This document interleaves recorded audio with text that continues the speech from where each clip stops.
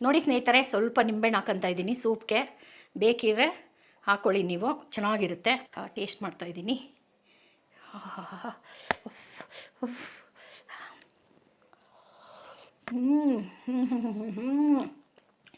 ಸಕ್ಕತ್ತಾಗಿದೆ. ನಿಂಬೆಹಣ್ಣು ಮಾತ್ರ ಮಿಸ್ ಮಾಡಬೇಡಿ, ಹಾಕ್ಕೊಳ್ಳಿ. ಹೆಸರು ಬೇಳೆ ತೊಗೊಂಡಿದ್ದೀನಿ ಅರ್ಧ ಕಪ್ಪು. ನೋಡಿ, ಇದು ಎಷ್ಟು ಬೇಯಬೇಕು ಅಷ್ಟು ನೀರು ಸೇರಿಸ್ತೀನಿ.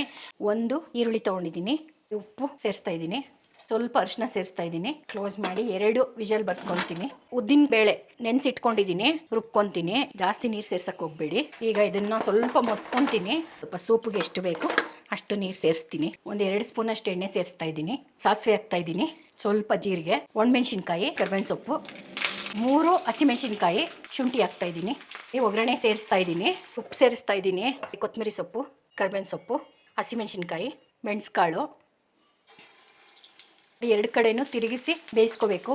ನೋಡಿ ಸ್ನೇಹಿತರೆ, ಆಗಿದೆ, ಗೋಲ್ಡನ್ ಕಲರ್ ಆಗಿದೆ. ಬೋಂಡ ಸೂಪು ಮಾಡಿ ತೋರಿಸಿದ್ದೀನಿ. ಉದ್ದಿನ ಬೋಂಡ ಸಕ್ಕತ್ತಾಗಿದೆ. ಅಲ್ಲೇ ಟೇಸ್ಟ್ ಮಾಡಿದೆ.